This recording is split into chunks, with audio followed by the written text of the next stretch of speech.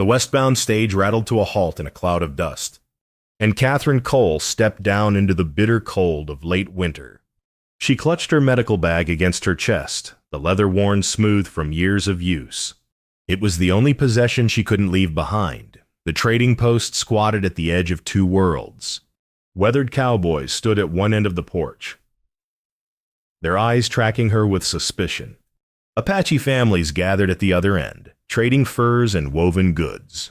The air smelled of wood smoke and leather and something sharp she couldn't name. Ain't no place for Eastern widows out here. "Ma'am," the trading post owner said, eyeing her black dress. "Country's hard on women alone." Catherine didn't answer. Through the dusty window, movement caught her attention. A tall rancher conducted business with an Apache man dressed in both traditional and settler clothing. Their exchange held an ease that seemed impossible in this divided territory. The rancher's voice carried respect, not the condescension she'd heard elsewhere. The Apache man responded in kind, switching fluidly between his native tongue and English. Then she saw the child, a boy, perhaps 7 years old, stood beside the Apache man. The man's hand rested on the child's shoulder, guiding him. The boy's head turned toward voices, but his eyes didn't track the movement. They stared unfocused at nothing, clouded in a way that made Catherine's breath catch. Her medical training stirred like embers fanned to flame. "That's Chief Naiche and his boy," the trading post owner said, following her gaze. The child's been blind since birth. Tragedy. Their healers tried everything." Catherine's fingers tightened on her medical bag. The child stumbled slightly on the threshold, and his father caught him with practiced gentleness. The chief murmured something in Apache, then repeated it in English for the boy's benefit. The rancher noticed Catherine watching. Their eyes met across the crowded room. He was perhaps 40, with sun-weathered skin and gray threading his dark hair. Something in his expression suggested he too was a student of people, reading their stories in small gestures. "You're the doctor folks been talking about," he said, crossing to her. "James Barrett." He didn't offer his hand, respecting that hers were occupied. "You planning to stay or just passing through?" "That depends," Catherine said. "On what?"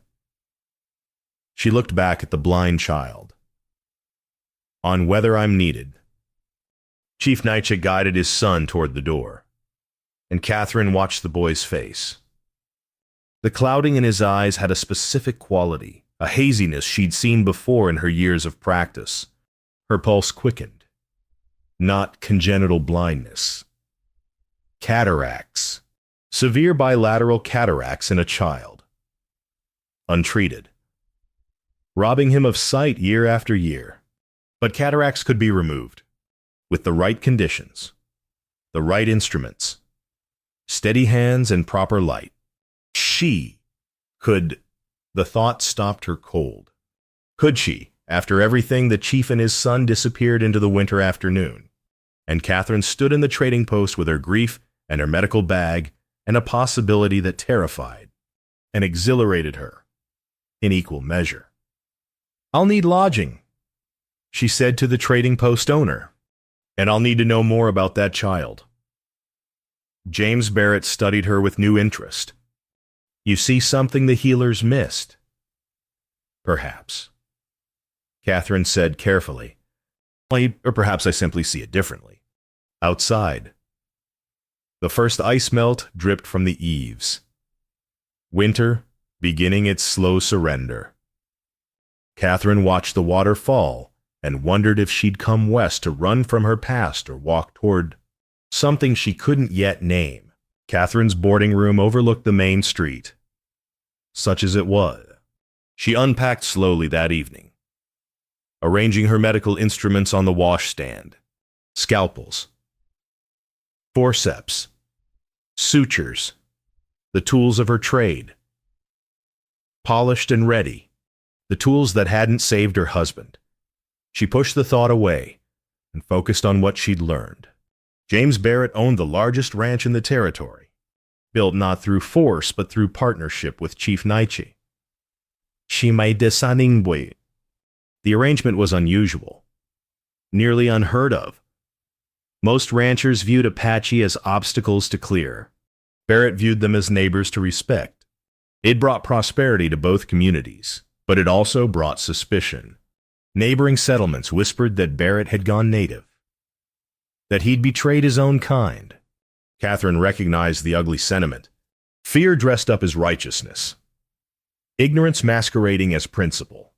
She found Barrett's choice courageous. The next morning, she visited the general store for supplies. The proprietor, a thin woman with sharp eyes, measured out coffee and sugar while peppering Catherine with questions. You got family out here? Doctor, no. Husband, widowed. Children, no. Catherine kept her voice steady. But each question pressed on the bruise of loss. The bell above the door chimed. Chief Naiche entered with his son, and Catherine's medical focus sharpened immediately. She pretended to examine calico fabric while watching the boy from the corner of her eye. Taze moved carefully. One hand extended slightly. His father spoke to him in Apache, low and encouraging. The boy responded in the same language, then switched to halting English for the storekeeper's benefit. I would like peppermint, please. His pronunciation was careful, practiced. Someone had taught him well, determined that blindness wouldn't limit his world more than necessary. When Taze reached for the counter, he misjudged the distance. His hand knocked against a display, and Catherine moved instinctively to steady him. Her fingers caught his elbow, and in that moment of contact, she angled herself to examine his eyes in the morning light streaming through the window. The clouding was unmistakable, worse than she'd initially thought. Severe cataracts, likely congenital, but definitely removable. Her heart hammered against her ribs. This child didn't have to live in darkness. Chief Naiche appeared beside them, moving with the quiet grace of someone accustomed to going unnoticed. His hand settled on his son's shoulder, gentle but firm, and he met Catherine's eyes with an expression that held both gratitude and warning. Thank you, he said in precise English. My son sometimes forgets the world is arranged for those who see. The world should arrange itself better. Catherine replied. Something flickered in Naiche's expression. Gone too quickly to read. He guided Taze away, and Catherine returned to her shopping with trembling hands. That evening, James Barrett appeared at her boarding house. Hey, heard you met Chief Naiche's boy today, he said without preamble. Heard the way you looked at him, like you saw something nobody else has. Catherine set down her tea. I'm a doctor. Looking is what I do. And what did you see? She hesitated. Medical ethics demanded caution, but something about Barrett's direct gaze invited honesty. I saw a condition that doesn't have to be permanent, but I can't simply announce that. Trust has to be earned first. Trust goes both ways, Barrett said. Oh, what are you really doing out here? Dr. Cole. The question landed with unexpected weight. Catherine looked at her hands, the hands that had failed to save the man she loved. I'm searching to matter again. Barrett nodded slowly. The boy, has he been blind since birth? His father said so. But 7 years of darkness doesn't have to be forever. Every healer in 3 territories has tried. I'm not a healer, Catherine said. I'm a surgeon. And sometimes that makes all the difference. Sleep eluded Catherine that night. She lay in the narrow boarding house bed, listening to wind rattle the windows, and remembered. Thomas had been a good man, a kind husband, a surveyor whose work took him into all weather. When the cough started, she told herself it was nothing. When fever followed, she'd prepared the remedies she knew. when his lungs began to fill with fluid. She'd worked frantically, desperately, employing every technique her training provided. None of it mattered. Pneumonia took him in 6 days. She'd held his hand as he drowned on dry land, watching helplessly as the man she loved slipped away. The best medical school in Philadelphia, years of practice, all her knowledge and skill. And she couldn't save the one person who mattered most. The guilt had been crushing. If she'd acted faster, recognized the severity sooner, tried different treatments, Catherine pressed her palms against her eyes, willing the memories away. A knock at the door startled her upright. Dawn light filtered through thin curtains. She'd lost the entire night to grief and regret. James Barrett stood in the hallway, hat in hand. "Chief Naiche wants to meet with you this morning, if you're willing." Catherine's heart jumped. About his son. About hope. Barrett said quietly, "Which is a dangerous thing to offer if you're not certain." "I'm never certain," Catherine admitted. "Medicine doesn't deal in certainties, but I know what I saw."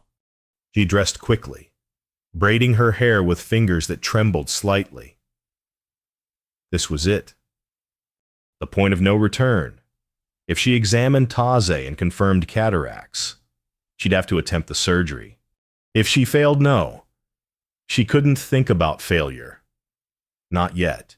Barrett provided a horse, and they rode through morning cold to the Apache camp. Catherine had expected suspicion or hostility, but the people who watched their approach showed only careful curiosity. Children peeked from behind their mothers' skirts, men paused their work to observe.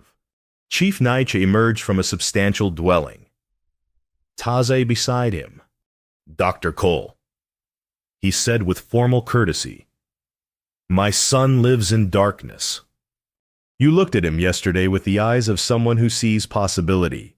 I would know if that possibility is real or merely kind intention." "Aiten." Catherine dismounted and knelt to Taze's level. "May I examine your eyes?" The boy nodded. Catherine tilted his face toward the morning light, gently lifting his eyelids. The cataracts were dense, mature, covering most of both lenses, but the underlying structures appeared intact. No other obvious abnormalities. If she could remove the clouded lenses in a sterile environment, with proper instruments and adequate light. "Your son doesn't have to remain blind," she said, straightening. "The darkness comes from cataracts, clouds that cover his eyes' lenses. They're not part of him. They can be removed."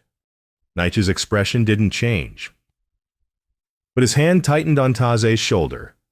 "You can promise this promise he will see." Here was the moment. The honest moment that terrified her. "I promise skill and care." Catherine said steadily, "I promise every ounce of knowledge I possess. I promise that if you trust me with your son, I will honor that trust with everything I am, but I cannot promise success. That rests with providence and preparation." Silence stretched between them. Then Naiche nodded once. "A healer who claims certainty is lying to herself or to me. You offer truth. That is worth more than easy promises." He looked at James Barrett. Can your ranch house become what she needs?" "Already planning it." Barrett said, "Whatever Dr. Cole requires. We'll provide." Aye. Catherine walked back to her horse with legs that barely supported her weight. She'd committed herself. There was no retreat now. Only forward into hope or heartbreak. Barrett rode beside her in silence until they reached town. Then he said, "You're terrified." "Yes." "Good," he said. "Fear means you understand what's at stake. Means you'll be careful." And Catherine looked at him. This rancher who built bridges instead of walls. What if I fail? What if I make things worse? Then we'll deal with that together. Barrett said simply. But right now, that boy has no sight at all. You're offering him a chance. That's more than he had yesterday. At the boarding house, Catherine retrieved her husband's pocket watch from her trunk. She held it in both hands, whispering to the memory of the man who'd believed in her, even when she couldn't believe in herself. I couldn't save you. But maybe I can save him. Outside, true ice melt had begun. Water dripped steadily from every roof. Winter's grip loosening one frozen inch at a time. The transformation of James Barrett's ranch house began immediately. His parlor, spacious and well lit, would become the operating room. Catherine oversaw every detail with exacting precision. Everything must be boiled, she explained to the ranchers and Apache women who'd volunteered. Instruments, linens, even the water we'll use. Infection is more dangerous than the surgery itself. An older ranch hand scratched his beard. Seems like a powerful lot of fuss for cutting out a cloud. That cloud sits in a child's eye, Catherine said firmly. One speck of dirt, one contaminated instrument, and we could lose everything, including Taze's life. The man's expression sobered. Word spread quickly the surgery was serious business. Not frontier medicine, but something precise and unforgiving. Catherine returned to Naiche's camp to conduct a thorough examination. This time with the chief's healers present, 3 women and 1 elderly man observed her every move. She felt their scrutiny like pressure against her skin. I honor the work you've done, she said, addressing them directly. You've kept this child healthy, loved, and strong. That matters more than anything I can do with a scalpel. But what blinds him isn't spiritual or beyond reach. It's physical. And physical problems sometimes have physical solutions. She showed them diagrams from her medical texts, explaining the eye's structure in simple terms. The lens, the light, the way cataracts blocked vision, like a curtain drawn across a window. The elderly healer asked questions in Apache, which Naiche translated. How long would the surgery take? What were the dangers? Would it hurt the boy? Catherine answered each question honestly. 3 to 4 hours. If all goes well, the dangers include infection, bleeding, or damage to the eye itself. Yes, it will hurt, but we can minimize the pain. And afterward, if successful, he'll see. The healers conferred among themselves. Finally, the eldest spoke in English, heavily accented but clear. You do not claim to know everything. That is wisdom. We will support this. Relief flooded through Catherine so powerfully she had to steady herself. Naiche noticed. You thought we would refuse. I thought you might. Yes. I'm asking you to let me cut into your son's eyes, based on knowledge that contradicts what you've been told. For 7 years, what we've been told, Naiche corrected, is that our son is blind. What you tell us is that he doesn't have to be. That is not contradiction. That is hope. Back at the ranch, James worked alongside his men, scrubbing the parlor until it gleamed. He'd sent to the nearest town for additional lamps, stronger ones that could provide the intense light Catherine needed. She found him adjusting curtains to control the morning sun. You're risking everything for this. Your home, your reputation, your partnership with Naiche if I fail. James wiped sweat from his forehead. My reputation's already questionable for treating Apache like people. My home's just a building. And Naiche knows you're trying to help his son, not harm him. The only real risk is doing nothing. You don't understand. Catherine said, if this fails, it's not just one boy. It's every bridge between your communities. It's proof that cooperation leads to tragedy. It's trying, James interrupted gently. Which is all any of us can do. You came west searching for purpose. Dr. Cole. Well, here it is. Scary as hell. Yes, but purposeful. Catherine watched him work. This man who'd lost his own wife and child, yet still believed in building rather than retreating. Extolnai Turai. His steady presence calmed something in her chest. Why do you trust me? She asked. James paused. Considering. Because I've watched you. The way you looked at Taze wasn't pity. It was recognition. You saw a problem you could solve, and you couldn't walk away from it, even though walking away would be easier. Somo de Sananen Naman. That kind of conviction doesn't come from ego. It comes from caring too much. Caring too much is dangerous. So is caring too little. James said, I'll take my chances on someone who gives a damn. Over the next 3 days, the ranch house buzzed with purposeful activity. Apache women taught Catherine words in their language while preparing surgical linens. She taught them about sterilization while learning their healing songs.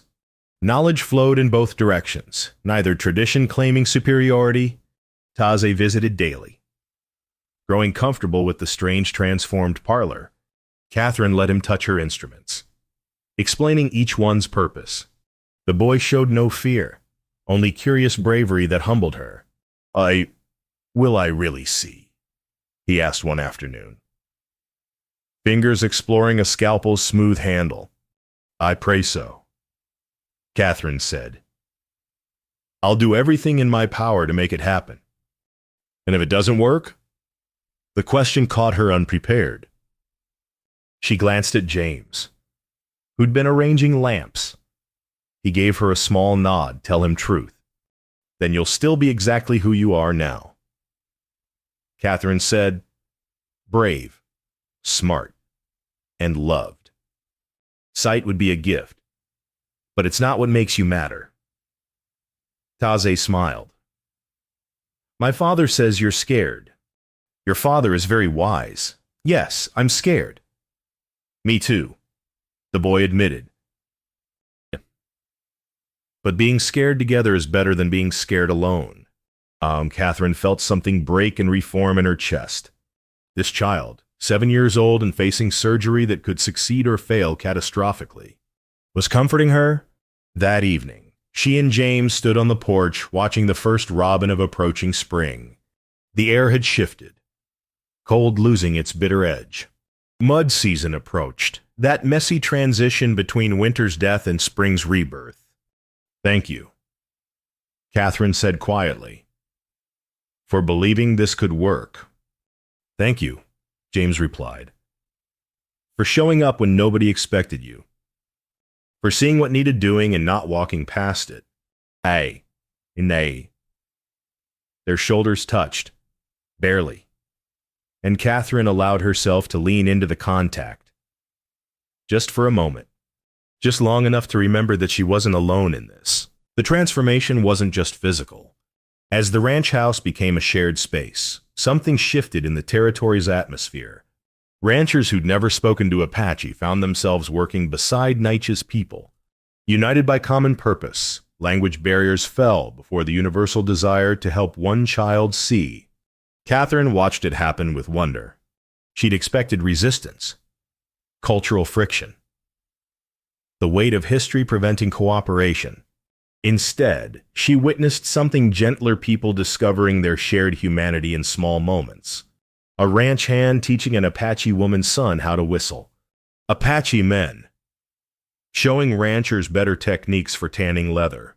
Children playing together while their parents worked. James noticed her watching one afternoon.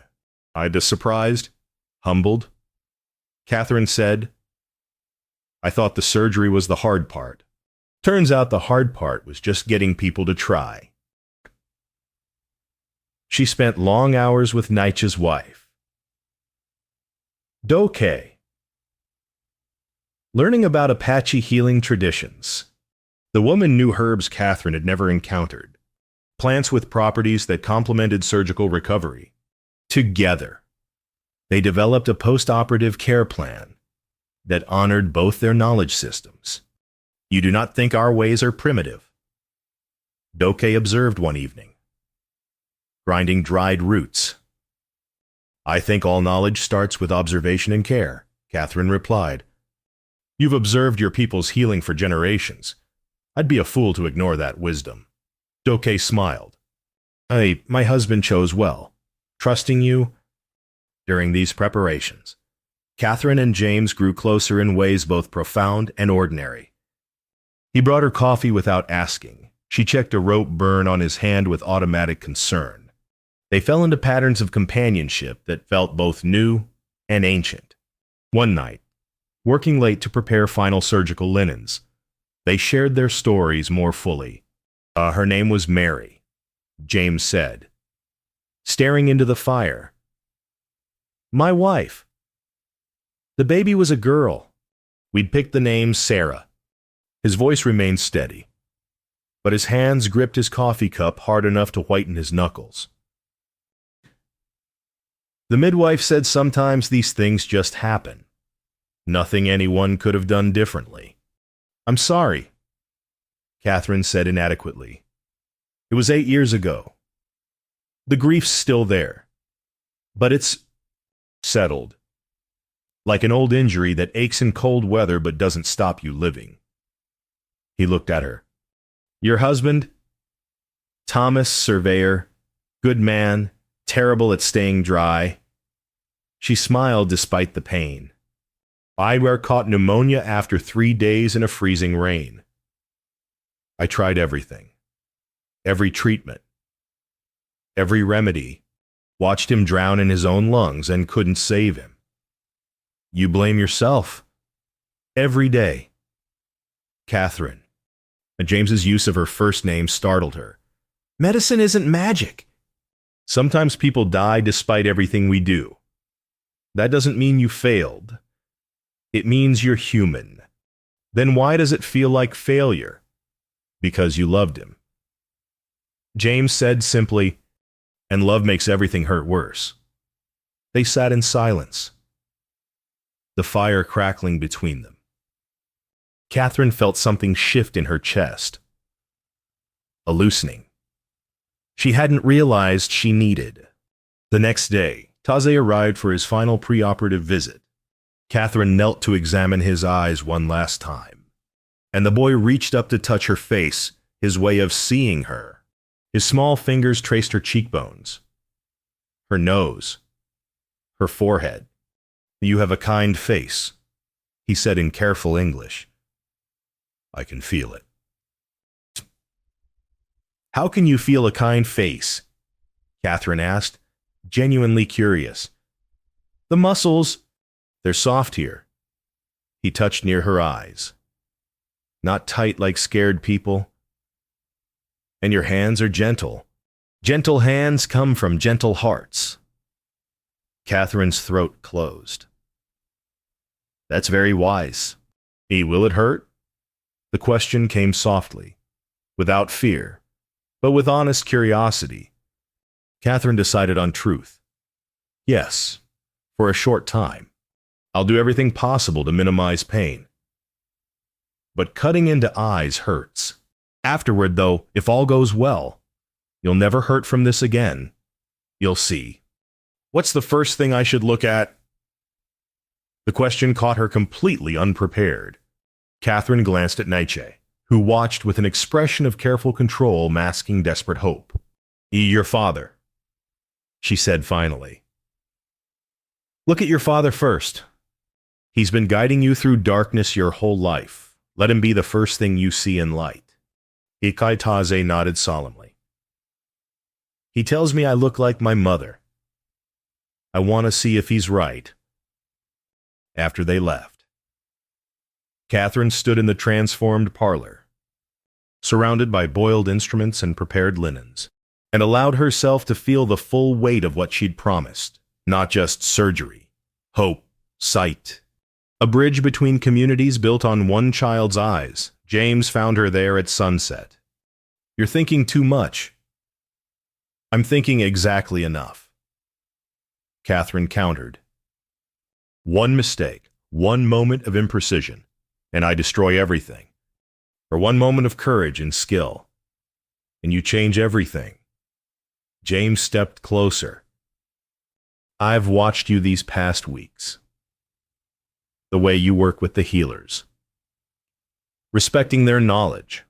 The way you treat Taze like he's capable, not broken. The way you've brought two communities together, without even trying. That takes more than medical skill. That takes character. Character doesn't steady hands during surgery. No. James agreed. But it steadies hearts. And steady hearts produce steady hands.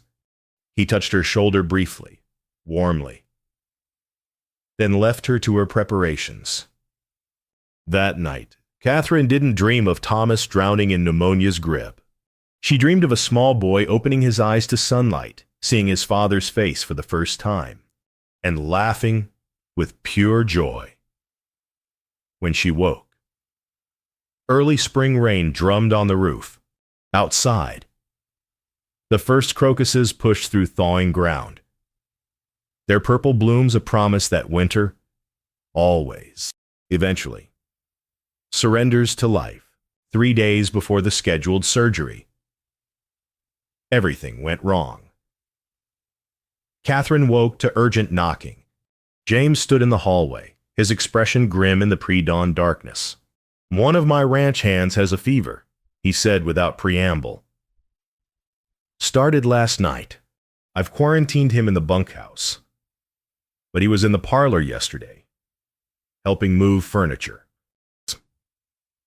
Catherine's stomach dropped. How high is the fever? High enough. And she dressed quickly and examined the man. Influenza, most likely. Not just a cold, highly contagious, if he'd contaminated the parlor. We have to sterilize everything again, she said. Every surface, every instrument. And we need to delay the surgery until we're certain no one else is infected. James nodded, already moving. I'll inform Naiche. The delay shattered the careful momentum they'd built. Catherine spent the day reboiling instruments, scrubbing the parlor with lye soap until her hands cracked and bled. The work was necessary but felt like condemnation. Every hour of delay was another hour Taze spent in darkness, at Naiche's camp. Reactions split along predictable lines. The younger people accepted the medical necessity. The older generation saw spiritual significance. Naiche's mother-in-law, a formidable woman named Chitsa, spoke loudly in Apache. Naiche translated reluctantly. She says this is a sign. Chi mine. The spirits don't want foreign medicine touching my son. The spirits don't cause influenza, Catherine said, then immediately regretted her tone. I'm sorry. I don't mean disrespect, but infection is a physical reality, not a spiritual judgment. Chitsa responded in rapid Apache, her gestures sharp with frustration. Naiche's expression grew troubled as he translated, she asks how we can trust someone who dismisses our beliefs. She says 7 years of blindness is better than risking death for uncertain sight. Catherine felt the careful bridge she'd built beginning to crack. I don't dismiss your beliefs. I honor them. But I also honor the responsibility I've accepted. If I operated in a contaminated room and your son died from infection, would that honor anyone's beliefs? Would that prove medicine works? Or that cooperation leads to a tragedy? The argument continued, voices rising. Catherine watched her careful preparation unraveling, community trust dissolving under the pressure of delay and doubt. Chodios. That afternoon, a neighboring rancher, a man named Pritchard, who'd always opposed Barrett's Apache partnership, arrived at the A trading post. His voice carried across the street to where Catherine stood. Told you, Barrett's Apache loving would bring trouble. Pritchard announced to anyone who'd listen. Now he's letting some Eastern widow experiment on a blind Indian boy. When she kills that child, it'll start a war. Several ranchers nodded agreement. The ugly murmur of prejudice, never far beneath the surface, rose like scum on bad water. James confronted Pritchard directly. Dr. Cole is trying to help a child see.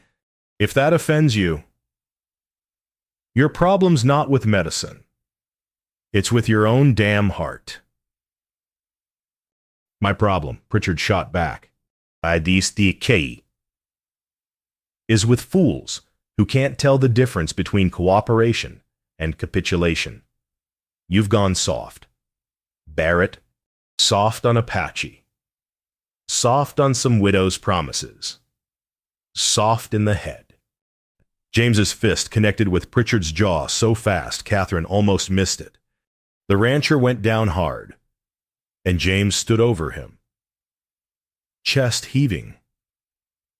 I'm soft, James said quietly. I'm building something that'll last after we're all dead. You're just perpetuating hate because it's easier than growth. Now get off my land. But the damage was done. Word spread Barrett's doctor had brought contamination. The surgery was cursed. Cooperation between ranchers and Apache was foolish. Dangerous. Doomed. That evening, Catherine sat alone in the quarantine parlor. The room stood empty. Sterile. Waiting. Mocking her with its readiness. Through the window, she watched the first uncertain weather of late winter. Neither snow nor rain, but something between.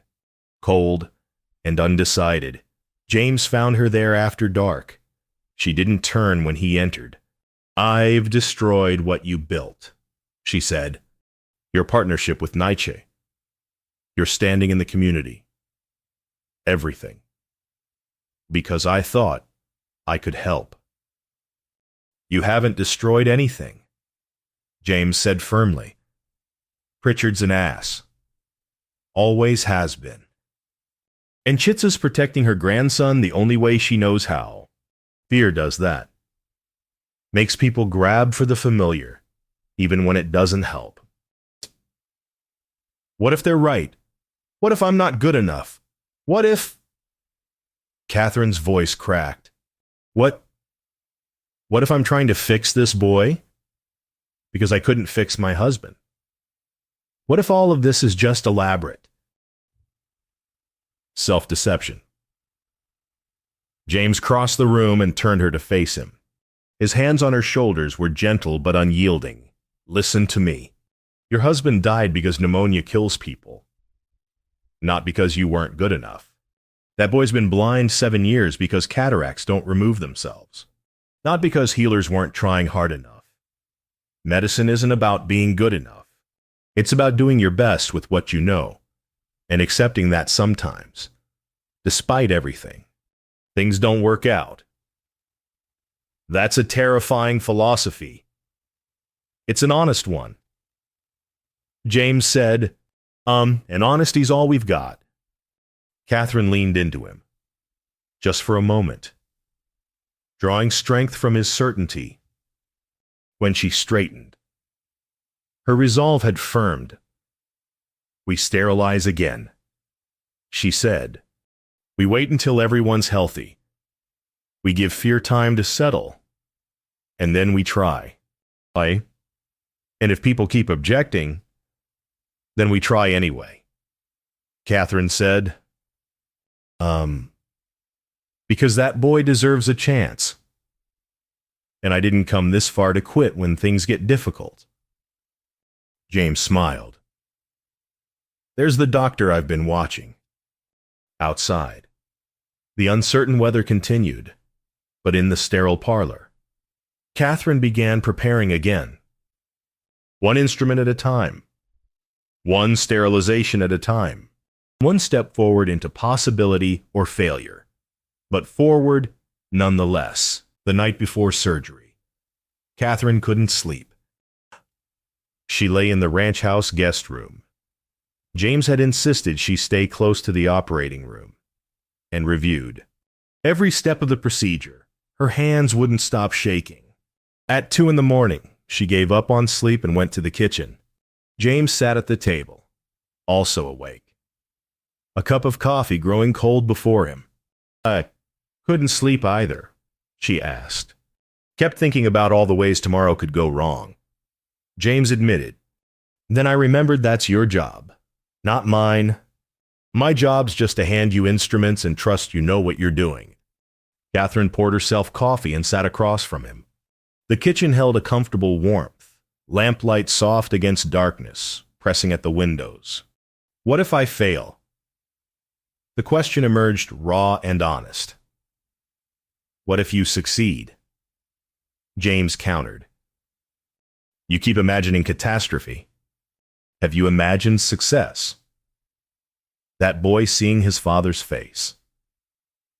Two communities realizing cooperation works. You finding the redemption you've been searching for. "Success terrifies me more than failure," Catherine confessed. "Failure I'm familiar with. Success means I have to believe in myself again, have to trust that I'm capable, that I matter, that my hands can heal instead of just—" She stopped, unable to finish. "Instead of just failing to save the man you loved," James said gently. Catherine nodded, throat too tight for words. James reached across the table and took her hand. His palm was calloused from ranch work, warm and solid. "You can't save everyone. Nobody can. But you can save some people, and sometimes that's enough." They sat in silence until the first gray light of dawn touched the windows.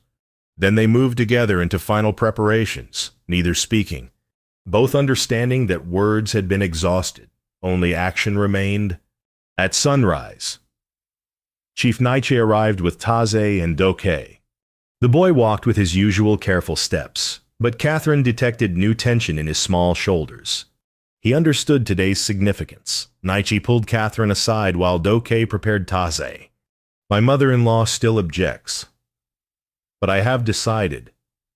My son deserves the chance to see whatever happens. We accept that responsibility together." "Ek." "Together," Catherine echoed, grateful beyond words. "You came west searching." Naiche continued. "We have waited 7 years praying. Today, searching and waiting meet. Whatever the outcome, you have honored my son and my people with your respect and skill. That matters more than sight." Catherine felt tears threaten and blinked them back. "If I fail, if you fail," Naiche interrupted, "you will have failed trying. That is not the same as never trying at all. My son knows this. He asked me this morning what happens if the surgery doesn't work. I told him you would have given your best. And that is all anyone can ask of another." And in the transformed parlor, everything stood ready. Instruments gleamed under intense lamplight. Linens lay folded and sterile. The healers had burned sage and sung prayers. Catherine had checked and rechecked every detail. Tazai entered calmly, his small hand in his father's larger one. Catherine knelt before him. "Are you ready?" "Yes," Taze said, then added, with the devastating honesty of children, "And no, both together. That's fair." Catherine said, "I feel the same way. My father says you're very brave. Your father is kind. I feel terrified." Taze reached out and found her face, his fingers gentle. "Then we'll be brave and terrified together. That's better than being either one alone." Catherine had to take a moment to compose herself before she could speak. "You're wiser than most adults I know?" "That's what my mother says." Taze smiled. "But she also says I need to be quiet during the surgery so you can concentrate. So I'll be quiet. But I'll be brave quiet, not scared quiet." James helped Taze onto the makeshift surgical table. The healers positioned themselves around the room, not interfering but present. Naiche and Doke stood close enough to touch their son, but far enough to give Catherine room to work. "You right, Duff." Before she began, Catherine spoke to everyone present. "What we do today, we do together. Different knowledge, different traditions. United by love for this child, no matter the outcome. We've already succeeded in that. Now let's see if we can succeed in giving him sight."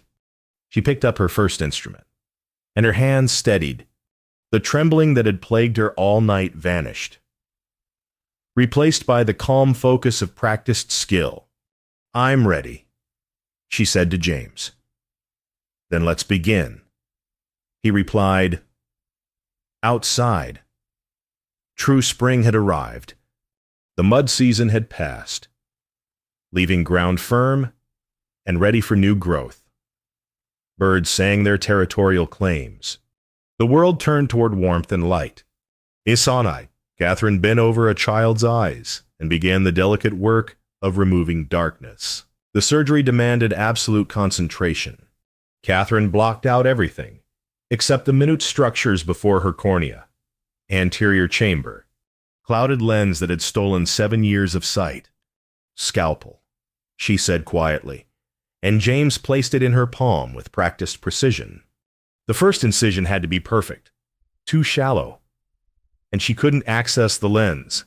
Too deep, and she damaged the eye irreparably. Catherine's years of training condensed into this moment, her hand moving with microscopic precision. Time became elastic. Minutes stretched into hours.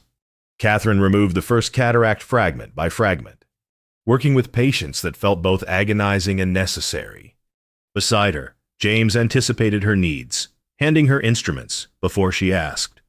The healers maintained their soft prayers, a rhythm that oddly helped her focus. Taze remained perfectly still, trusting in ways that humbled her. Once, he whimpered softly. Doke spoke to him in Apache, her voice steady and loving. The boy quieted immediately. "Irrigation," Catherine murmured, and James provided the sterile water she needed to clear debris. The first eye took 2 hours. When she finally stepped back to assess her work, sweat dripped down her spine despite the room's coolness. The lens was gone, removed completely. The eye itself appeared intact. No obvious damage to surrounding structures. One down, one to go. How is he?" she asked Naiche. "Brave." The chief replied simply. Catherine began on the second eye. Her hands cramped from the sustained precision. Her back ached from bending over the surgical table. She ignored both discomforts and worked with the same meticulous care. "We got dub, where's eye?" This cataract proved more difficult, the lens more densely clouded and adhered to underlying tissue. She worked slowly, teasing away each layer, terrified of causing hemorrhage or damage. 3 hours into surgery. Doubt crept in. What if she'd missed something? What if the underlying structures were damaged beyond her ability to detect? What if "you're doing fine," James said quietly, reading her hesitation. "Stay focused." Catherine breathed deeply and continued. When she finally removed the last fragment of the second cataract, her entire body trembled with exhaustion, but both eyes were clear. Both surgeries complete. Now came the waiting. She bandaged Taze's eyes carefully, wrapping his head in clean linen to protect the surgical sites. 3 days. She told him. 3 days for healing. Then we'll remove the bandages and see what we'll see. I-D.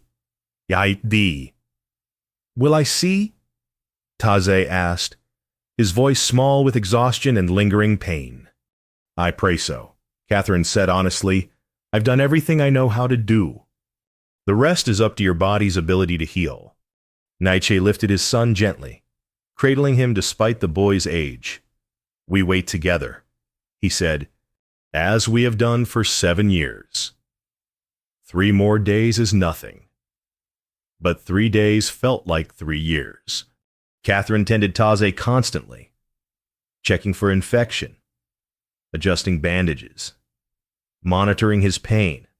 He bore it all with remarkable fortitude, never complaining despite obvious discomfort. The communities held their collective breath. Ranchers stopped by the ranch house to ask for updates. Apache families sent food and well wishes. Even Pritchard appeared, gruffly offering firewood, his black eye from James's punch still visible. Chitsa, Naiche's mother-in-law, came on the 2nd day. She looked at Catherine for a long moment, then spoke in Apache. Naiche translated, "She says you have honored your word. Whether my son sees or not, you tried with respect and skill. That is enough."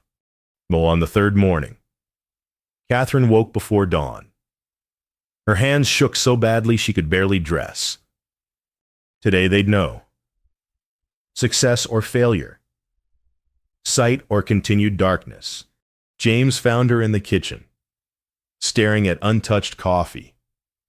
"Whatever happens," he said, "you tried. And that took more courage than I've seen in a long time. Courage and competence aren't the same thing." "No," James agreed. "But both matter. And you've shown both." Naiche arrived with Taze as the sun broke over the horizon. The timing felt symbolic, dawn arriving as they prepared to remove bandages, the parlor filled with people healers. James's ranch hands, Dolkai and Chitsa, members of both communities drawn by the magnitude of the moment. Hardy they chindush, with a sor, dur ned. Catherine positioned Taze in the brightest spot, where morning sunlight streamed through eastern windows. Her fingers fumbled with the bandage knots. "Ready?" she asked the boy. "Yes," Taze whispered. Catherine unwrapped the first layer. Then the second. The final bandage came away, and Taze's eyes were revealed. For a long moment, nothing happened. The boy sat motionless, eyes closed against the light. Then, slowly, he opened them. His pupils contracted in the brightness. His eyes tracked movement Catherine's hand, then the window, then around the room. They focused. They saw. Taze turned toward his father's voice, and his gaze locked onto Naiche's face. The boy stared for several heartbeats, drinking in every detail of features he'd only known through touch. Tears spilled down his cheeks. "Father," he whispered in Apache, then English. "Father, you are beautiful." Naiche collapsed to his knees, pulling his son into his arms. Both wept openly.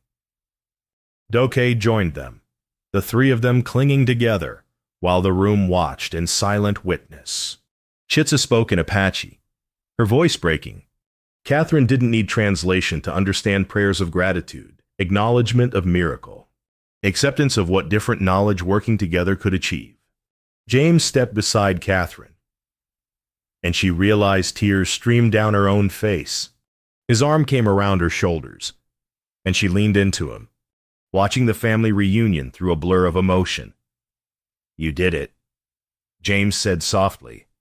"We did it," Catherine corrected. "All of us, together." Taze pulled back from his parents and looked at Catherine. His eyes, no longer clouded, sparkled with intelligence and joy. "I can see you," he said wonderingly. "I can see everything." Around the room, ranchers and Apache alike wiped tears from their faces. In that moment, the divisions that had seemed insurmountable dissolved. Two communities wept together, united by witnessing a child given sight, by recognizing that healing transcended boundaries when offered with respect and received with trust. Bah. Outside, spring sunshine bathed the land in warmth. Inside, Catherine felt something shift in her chest, the weight of grief and failure lifting, replaced by quiet, profound peace. She had healed. Not just Taze, but something in herself that had been broken since Thomas died. Her hands had saved a life. Her knowledge had mattered. She had succeeded where she'd failed before. And that success, witnessed by two communities learning to see each other clearly for the first time, felt like its own kind of miracle. 6 months transformed the territory beyond recognition. Catherine's medical practice flourished, operating from James's guest house, which he'd converted into a proper examination room. She treated ranchers and Apache with equal care, her reputation spreading across the region. Patients traveled 3 days to see the doctor who'd given a blind child sight. More importantly, she'd built bridges that extended far beyond medicine. The Apache healers met with her weekly, exchanging knowledge in both directions. She learned herbal remedies that complemented surgical recovery. They learned sterilization techniques that reduced infection rates. Neither tradition claimed superiority. Both recognized the value of collaboration. Chief Naiche's gratitude manifested in protected passage for Catherine throughout Apache territories. Other tribes, hearing of Taze's healing, requested her services. The cultural bridges she'd inadvertently built opened trade routes, reduced tensions, and proved cooperation benefited everyone. Even Pritchard had grudgingly brought his daughter for treatment of persistent respiratory problems. Catherine had prescribed both Western remedies and Apache herbal teas. The girl recovered. And Pritchard never spoke against the Apache partnership again. Taze thrived. His world had exploded from touch and sound to include color, light, distance, and the faces of everyone he loved. He learned voraciously, as if trying to absorb 7 years of missed sights in 7 months. Catherine watched him race past the ranch house windows daily, playing with other children, his sight perfect. She'd given him that. The knowledge still filled her with quiet wonder. Her relationship with James had deepened naturally, inevitably. They'd grown from professional respect to friendship to something neither needed to name explicitly. She knew his morning habits. He knew her evening routines. They worked together, ate together, sat on the porch together watching sunsets paint the mountains purple and gold. In early autumn, as the first cold began tempering summer's heat, James found Catherine in her examination room. She was cataloging new herbal remedies the healers had shared. Can you spare a moment?" he asked. Catherine looked up from her notes. "Always." He gestured to the porch, and she followed. The ranch spread before them, golden in evening light. Cattle grazed peacefully. In the distance, Apache families traveled between settlements without fear. Children played regardless of heritage. The world they'd helped build together.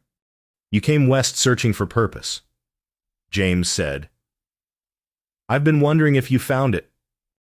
Catherine looked at the life she'd created, medical texts beside Apache healing scrolls on her shelves, children laughing as they passed. The steady rhythm of a community, learning to thrive together. "I found more than purpose," she said quietly. "I found home." James smiled. "Good. Because I'd like to ask if you'd consider making that home permanent. As my wife. If you're willing." Catherine's breath caught. She'd suspected this conversation would come eventually, but the reality of it still moved her profoundly. "Are you sure I'm difficult? Opinionated? And I work too much?" "You're brilliant, compassionate, And you changed an entire territory by refusing to accept that darkness was permanent, James countered. I think I can handle difficult.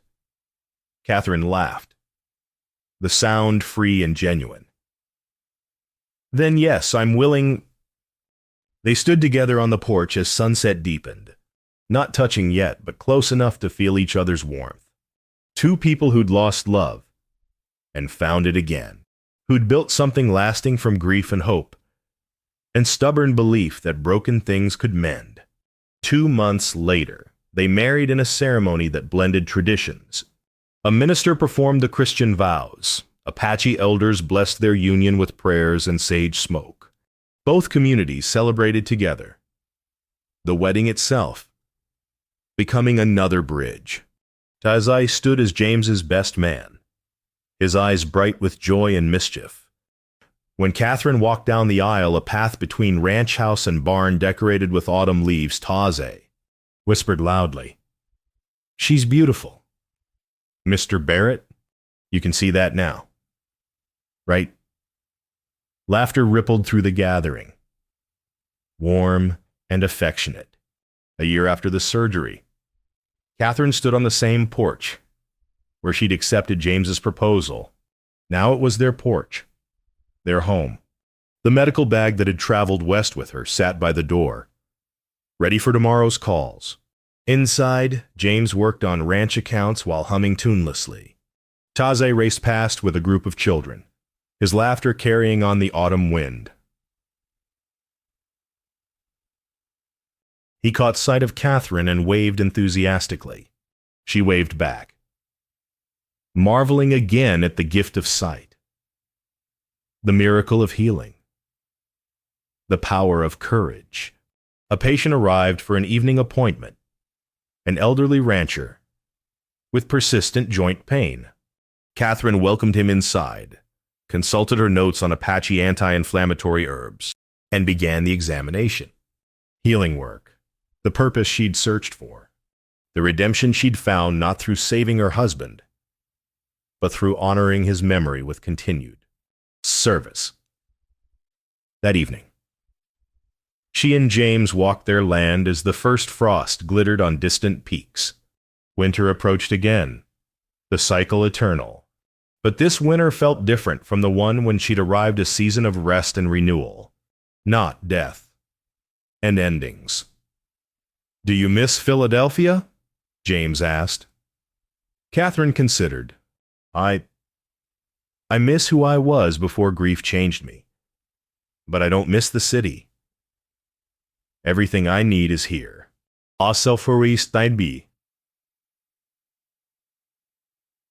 Even with how hard the work is, the isolation, the constant challenges, especially because of those things, Catherine said, easy work doesn't heal. Struggle does. Building something lasting from difficulty, that's where meaning lives. They reached the high point of their property and looked back at the ranch house. Lamplight glowing warm in the windows. Smoke rose from the chimney. Their home, earned through trial and courage and the terrifying choice to try when failure seemed certain. "I used to think I came west running from failure," Catherine said quietly. Now I understand I was walking toward this. Toward a place where my skills mattered, where different knowledge could work together, where broken things' eyes, hearts, communities could be healed. James pulled her close. "The longest journey is from doubt to trust, and the shortest distance between strangers," Catherine replied, "is a single act of healing." Below, in the twilight, ranchers and Apache moved about their evening tasks. Children played without regard for heritage.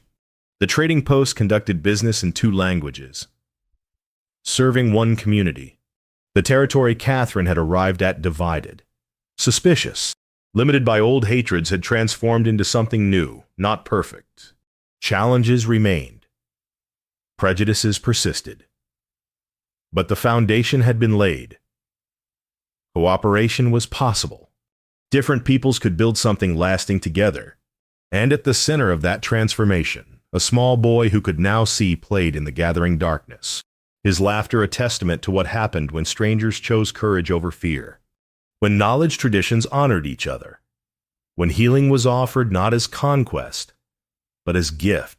Catherine watched until the children were called home, until lamplight appeared in windows across the territory, until the first stars emerged in the darkening sky. Then she and James returned to their own home, their own lamplight, their own hard-won peace. The medical bag waited by the door, ready for tomorrow. The work never ended, but that was fine. Catherine had learned that purpose wasn't found in destinations but in the daily choice to show up, to try, to believe that healing of bodies, hearts, and communities was always possible.